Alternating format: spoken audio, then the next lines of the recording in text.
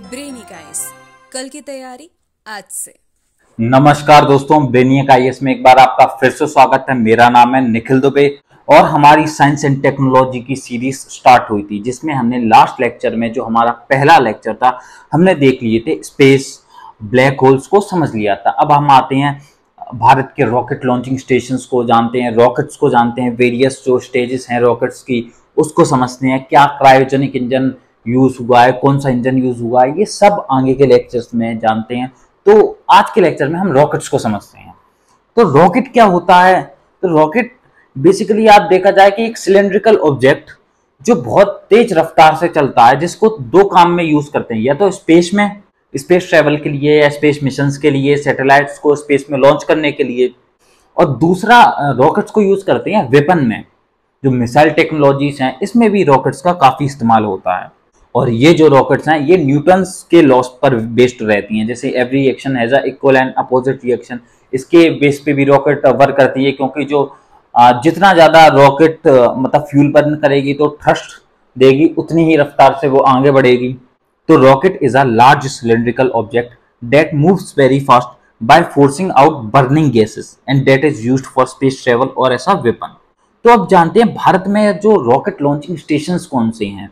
जैसा आपको पता है कि जो स्पेस के रिलेटेड सारे काम भारत में जो एजेंसी है ISRO, Indian space research organisation, वो देखती है। तो अब भारत में जो रॉकेट लॉन्चिंग स्टेशन हैं वो कौन कौन से हैं उनको जानते हैं। तो पहले रॉकेट लॉन्चिंग स्टेशन की बात करते हैं, वो है तुम्बा इक्वेटोरियल रॉकेट लॉन्च स्टेशन।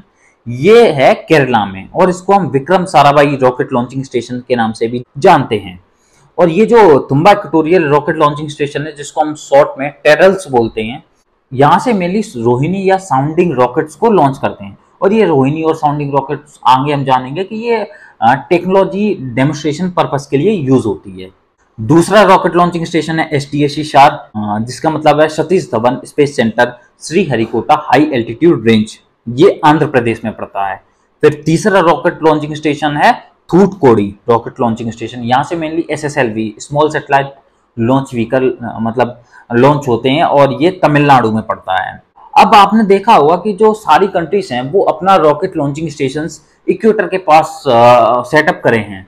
जैसे फ्रांस का रॉकेट लॉन्चिंग स्टेशन है मेनली फ्रांस गुयाना में, जो इक्वेटर के काफी पास है। तो ऐसा क्यों है कि जो सारी कंट्रीज हैं वो अपना रॉकेट लॉन्चिंग स्टेशन इक्वेटर के पास स्टेब्लिश किए हैं? क्योंकि जो ग्रेविटेशनल पुल होता है वो सबसे कम होता है इक्वेटर के पास, और सबसे ज्यादा होता है पोल्स में। जैसे जैसे आप पोल्स की तरफ जाएंगे ग्रेविटेशनल पुल बढ़ता जाएगा, जिसकी वजह से जो रॉकेट लॉन्च होने में जो फ्यूल का कंजप्शन होगा वो बहुत ज्यादा होगा, और एनर्जी ज्यादा रिक्वायर्ड होगी रॉकेट को लॉन्च करने के लिए। इसी वजह से जो वेरियस रॉकेट लॉन्चिंग स्टेशन है वो इक्वेटर के पास सेटअप है, जिससे ग्रेविटेशनल पुल है वो मिनिमम हो और रॉकेट्स को एक थ्रस्ट प्रोवाइड करे। और जो हमारा अर्थ है वो भी वेस्ट टू ईस्ट रोटेट करता है, जिसकी वजह से भी एक फॉरवर्ड पुश मिलता है रॉकेट को because of the Coriolis force near the equator. तो ये रीजन है जिसकी वजह से जो रॉकेट लॉन्चिंग स्टेशन है वो इक्वेटर के पास सेटअप है, क्योंकि पहला लॉन्च कॉस्ट कम हो जाती है, दूसरा एक थ्रस्ट प्रोवाइड होता है इक्वेटर के पास इन रॉकेट्स को। अब देखते हैं भारत में वेरियस लॉन्च व्हीकल्स या रॉकेट सिस्टम कौन कौन से हैं। तो सबसे पहले आप जानते हैं कि ये सैटेलाइट लॉन्च व्हीकल क्या होते हैं। ये जो सैटेलाइट लॉन्च व्हीकल हैं कोई भी स्पेस मिशन का एक बेडरॉक है, क्योंकि इसी की मदद से आप सैटेलाइट को स्पेस में लॉन्च कर सकेंगे। और ये जो सैटेलाइट मिशंस हैं स्पेस में लॉन्च करने के लिए, ये मेनली रिलाई करते हैं जो पावरफुल लॉन्च व्हीकल्स पे। जैसे जो जितना ज्यादा पावरफुल लॉन्च व्हीकल होगा उससे आप उतनी हायर ऑर्बिट में सैटेलाइट को लॉन्च कर देंगे, और इस रॉकेट लॉन्चिंग व्हीकल्स को बनाने के डायरेक्शन में, high power rocket launching vehicles को बनाने के, अपडेट करने के डायरेक्शन में इसरो ने बहुत काम किया है। तो जानते हैं कुछ रॉकेट लॉन्चिंग व्हीकल्स को। तो हिस्टोरिकल रॉकेट्स जैसे जो अभी डिसकंटिन्यू हो गई हैं, जो थी ASLV satellite launch vehicle, ASLV augmented satellite launch vehicle.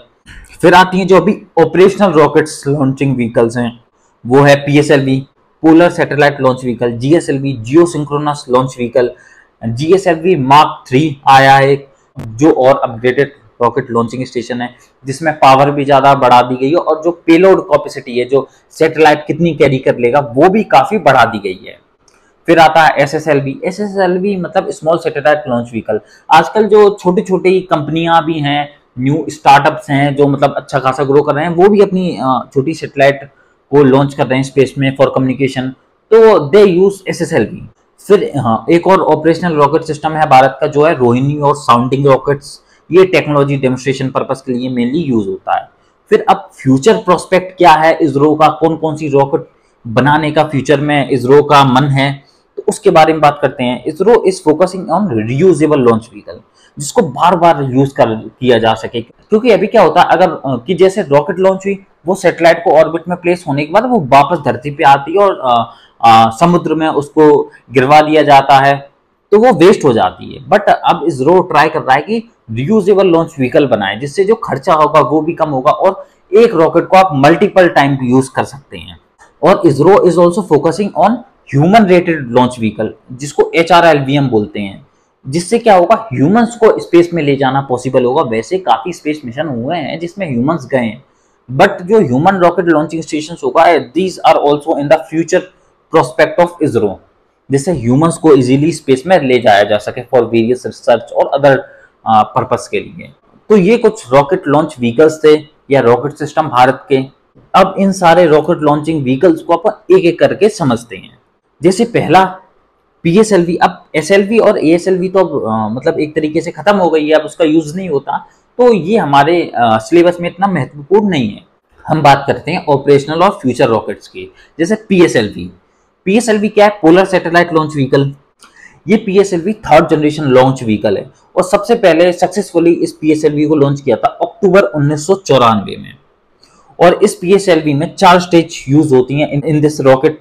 पहली स्टेज में रहता है सॉलिड फ्यूल प्रोपेलेंट, फिर सेकंड स्टेज में रहता है लिक्विड फ्यूल प्रोपेलेंट, फिर थर्ड स्टेज में फिर से सॉलिड फ्यूल रहता है और फिर फोर्थ स्टेज में लिक्विड फ्यूल रहता है।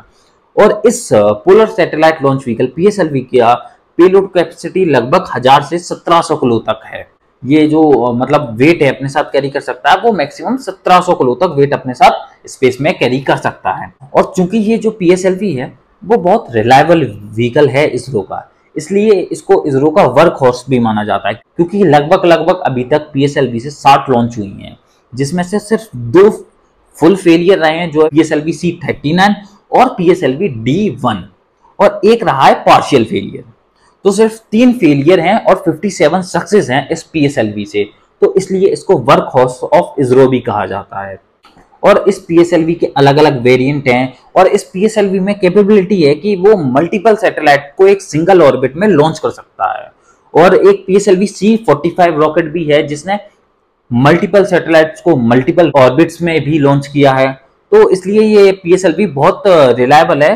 And because of this, due to unmatched reliability of PSLV, numerous satellites including satellites from IRNSS constellations have been launched into geosynchronous and geostationary orbits। और इस PSLV में जो स्ट्रैपन मोटर है जो एक बूस्ट प्रोवाइड करती है, यूज हुआ है इस PSLV में। और इस PSLV के कुछ वेरिएंट्स हैं, जैसे PSLV CA का मतलब है core alone, PSLV DL2, PSLV QL4, जिसमें ये नंबर है ना 42, ये it is based on strap-on matters, जो स्ट्रैप-ऑन मोटर्स का यूज किया गया है इन रॉकेट में। और एक PSLV XL6 भी है। ये कुछ वेरिएंट हैं PSLV रॉकेट के। और इस PSLV की मदद से ना ही सिर्फ इंडियन बल्कि फॉरेन भी काफी सैटेलाइट्स इसरो ने लॉन्च किया है। और इस PSLV ने जो चंद्रयान 1 मिशन है 2008 में लॉन्च हुआ था, और मार्स ऑर्बिटर स्पेसक्राफ्ट है जो 2013 में लॉन्च हुआ था, वो इस PSLV व्हीकल्स के द्वारा ही लॉन्च हुआ है। और जो PSLV C45 रॉकेट्स हैं जिसने मल्टीपल ऑर्बिट्स में मल्टीपल सैटेलाइट्स को लॉन्च किया है, उसमें इसरो ने जो 4th स्टेज है उसमें भी सैटेलाइट्स को रखने का मतलब एक जरिया बना लिया था। For the first time in PSLV C45 rocket 4th stage was used as a satellite की तरह इस 4th स्टेज को यूज किया गया था। और 2nd स्टेज में PSLV के विकास इंजन का यूज किया गया है। तो ये कुछ जानकारियां थी PSLV के बारे में। अब आते हैं हम GSLV पर। GSLV क्या है? Geosynchronous launch vehicle. ये 4th जनरेशन लॉन्च व्हीकल है जो डिजाइन है to place communication satellites in geostationary and geo transfer orbit. और इस GSLV रॉकेट में 3 स्टेजेस आर यूज्ड, जिसमें पहली स्टेज है सॉलिड प्रोपेलेंट फ्यूल यूज हुआ है। In second stage of GSLV liquid propellant fuel was used. और इसमें विकास इंजन का यूज किया गया है। और थर्ड स्टेज में गैसियस प्रोपेलेंट फ्यूल यूज हुआ है। तो जीएसएलवी में आपको सॉलिड, लिक्विड और गैसियस तीनों ही देखने को मिलेंगे। और इस थर्ड स्टेज में जो गैसियस फ्यूल है उसमें क्रायोजेनिक इंजन का यूज किया गया है। क्रायोजेनिक इंजन है बेसिकली जो मतलब ज्यादा थ्रस्ट, ज्यादा पावर प्रोवाइड करता है रॉकेट पर, और जो कि इस जीएसएलवी की मदद से आप जियो ट्रांसफर और जियो स्टेशनरी ऑर्बिट्स में सैटेलाइट लॉन्च करेंगे। इसलिए जो थर्ड स्टेज है उसमें गैसियस फ्यूल का यूज हुआ है जो स्पेस में मेनली यूज होती है। पहली जो सॉलिड फ्यूल है जो आपको लॉन्च के टाइम यूज होगा, फिर उसके बाद जो सॉलिड फ्यूल का जो हट जाएगा उसके बाद बचेगा लिक्विड फ्यूल, फिर लिक्विड फ्यूल यूज होगा जिसमें विकास इंजन है, फिर आता है gaseous fuel which is used in space. और इस जीएसएलवी का लगभग पेलोड कैपेसिटी है 2000 किलो। पेलोड का मतलब मैं आपको सिंपल भाषा में बताऊं कि वेट जो रॉकेट कैरी कर सकता है, जैसे सैटेलाइट्स वगैरह जो रॉकेट अपने साथ कैरी करता है to launch in various orbit, तो उसका जो वेट होता है जो सैटेलाइट्स वगैरह को कैरी करने का, उसको बोलते हैं पेलोड किसी भी रॉकेट का। और इस जीएसएलवी में इसरो तीनों स्टेजेस ऑफ फ्यूल्स को यूज कर रही है, जिससे जो लॉन्च कॉस्ट है उसको भी काफी ज्यादा कम किया जाए। और इसरो जानी जाती है अपनी कम कॉस्ट में अपने जो एफिशिएंट रॉकेट लॉन्च करने के लिए। और जो क्रायोजेनिक इंजन यूज किया गया है जीएसएलवी में, इनिशियली इसको रशिया से लिया गया था, बट लेटर इसको इंडिजिनसली भारत में डेवलप कर लिया गया क्रायोजेनिक इंजन को। और जो वेरियस एग्जांपल है कम्युनिकेशन सैटेलाइट्स के, जैसे इनसाट और जीसैट कम्युनिकेशन सैटेलाइट्स, ये जीएसएलवी की मदद से ही लॉन्च हुई हैं। और इस जीएसएलवी का जो इंडिजिनस क्रायोजेनिक इंजन है, इसकी वजह से जो communication satellites weighing up to 2 tons तक को लॉन्च किया जा सका है। तो ये था जीएसएलवी रॉकेट्स। अब इसके बाद आते हैं हम एलवीएम या जीएसएलवी मार्क 3 पे। एलवीएम क्या है? Launch vehicle mark 3। It is a variant of GSLV. ये जो जीएसएलवी मार्क 3 है, जो उसको पहले जीएसएलवी मार्क 3 बोला जाता, अब उसको एलवीएम बोला जाता। It is a next generation launch vehicle जो इसरो ने तैयार किया है। और इस एलवीएम में 3 stages of fuels were used. पहली स्टेज में यूज होता है लिक्विड फ्यूल, फिर होता है सॉलिड फ्यूल यूज, फिर थर्ड स्टेज में होता है लिक्विड फ्यूल यूज। और इस जो जीएसएलवी मार्क 3 है या एलवीएम है, इसमें 2 स्टेपर मोटर लगी हैं जिसमें विकास इंजन का यूज हुआ है। इस जीएसएलवी मार्क 3 से लगभग 5 से 6 लॉन्च हुए हैं जो सारे सक्सेसफुल रहे हैं। और इस एलवीएम 3 के पावरफुल क्रायोजेनिक स्टेज की वजह से जो पेलोड है लगभग 8000 किलो का, 600 किलोमीटर के लोअर अर्थ ऑर्बिट में अगर हमें पेलोड को अपनी या ऑर्बिट्स में अपनी सैटेलाइट्स लॉन्च करना है, तो वहां तक लगभग 8000 किलो आप पेलोड कैरी कर सकते हैं इस एलवीएम 3 में। और रिसेंटली जो हमारा चंद्रयान 3 मिशन था, it is also launched with the help of LVM 3। अब देखते हैं स्टेजेस में, जैसे पहली कोर स्टेज है, इसमें यूज हुआ है जीएसएलवी में S200 सॉलिड मोटर का। फिर जो लिक्विड स्टेज है, इसमें 2 विकास इंजन यूज हुए हैं। फिर जो अपर स्टेज है जिसको क्रायोजेनिक स्टेज के नाम से जानते हैं, उसमें indigenous high thrust cryogenic engine का यूज हुआ है जो है CE-20। फिर इसके बाद आते हैं एसएसएलवी पे। SSLV is a 3 stage launch vehicle जिसमें तीनों मतलब स्टेजेस में आपको सॉलिड फ्यूल्स का यूज किया गया है। और इसमें जो टर्मिनल स्टेज है, it is based on liquid propulsion, जिसको वेलोसिटी ट्रिमिंग मॉडल भी बोला जाता है। और ये जो एसएसएलवी है, it is capable of launching nano, micro और मिनी सैटेलाइट्स को लॉन्च करने में मदद की जाती है। और लगभग ये 500 किलो तक का पेलोड कैरी कर सकता है up to a distance of 500 kilometer. लगभग 500 किलोमीटर की जो ऑर्बिट तक एसएसएलवी 500 किलो का वेट कैरी कर सकता है अपने साथ। अब इस एसएसएलवी का यूज क्या है? क्योंकि इस एसएसएलवी की मदद से इसरो जो कमर्शियली काफी यूज है, जैसे लॉन्च ऑन डिमांड, मतलब डिमांड पे इसको लॉन्च कर सकते हैं, इजी है, जल्दी बन जाती है, और cheaper services can be provided through SSLV. और जो टर्न अराउंड टाइम है, जो वापस लौटने का टाइम है, वो इस एसएसएलवी का बहुत कम है। और जो लॉन्चिंग नंबर है उसको भी इसरो ने काफी हद तक इंक्रीज कर दिया गया है इस एसएसएलवी की मदद से। ये कुछ बेनिफिट्स थे एसएसएलवी के।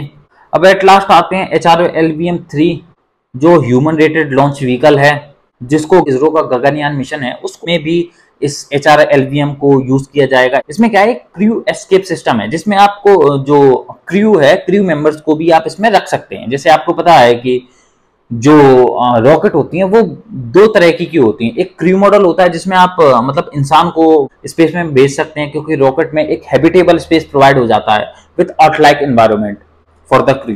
और दूसरा होता है सर्विस मॉडल। इसमें नेसेसरी सर्विस के लिए रहता है, पर ह्यूमंस को भेजना पॉसिबल नहीं है सर्विस मॉडल से। जो HRLVM-3 है, it is a crew model, जिसमें आप ह्यूमंस को भी स्पेस में भेज सकते हैं।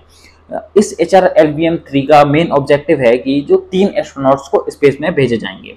इसमें भी HS-200 मोटर का यूज किया गया है, और जो पहली स्टेज है उसमें लिक्विड स्टेज है, दूसरी क्रायोजेनिक स्टेज है, और थर्ड स्टेज में ऑर्बिट मॉड्यूल है। तो लगभग इसमें आप बोल सकते हैं कि 2 ही स्टेज है, लिक्विड स्टेज और क्रायोजेनिक स्टेज।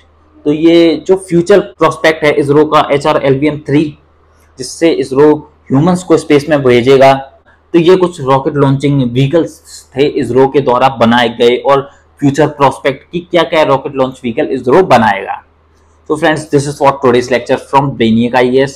अब आगे के लेक्चर में हम इस डिफरेंट रॉकेट इंजन्स को जानेंगे अगले लेक्चर में, कि जो विकास इंजन क्या है, क्रायोजेनिक इंजन क्या है, सेमी क्रायोजेनिक इंजन क्या है, एयर ब्रीथिंग इंजन होता है जिसको एयर प्रपल्सन टेक्नोलॉजी बोलते हैं, वो क्या है। तो इनको हम आगे के लेक्चर में समझेंगे। जो नेक्स्ट लेक्चर है इसमें हम वेरियस इंजन्स को समझेंगे, रॉकेट लॉन्चिंग इंजन्स इसरो के। फिर उसके बाद हम आते हैं ऑर्बिट्स पे, सैटेलाइट्स कौन कौन सी ऑर्बिट्स में मतलब लॉन्च होती हैं, तो ये सारा समझेंगे हम आगे की कुछ क्लासेस में। So thank you, this is from Brainiac IAS। मैं निखिल दुबे आपसे विदा लेता हूँ, और अगर आपने हमारा चैनल सब्सक्राइब नहीं किया तो यार सब्सक्राइब करो, और अपनी UPSC तैयारी हमारे साथ स्टार्ट करो। और I hope lecture is productive. Thank you.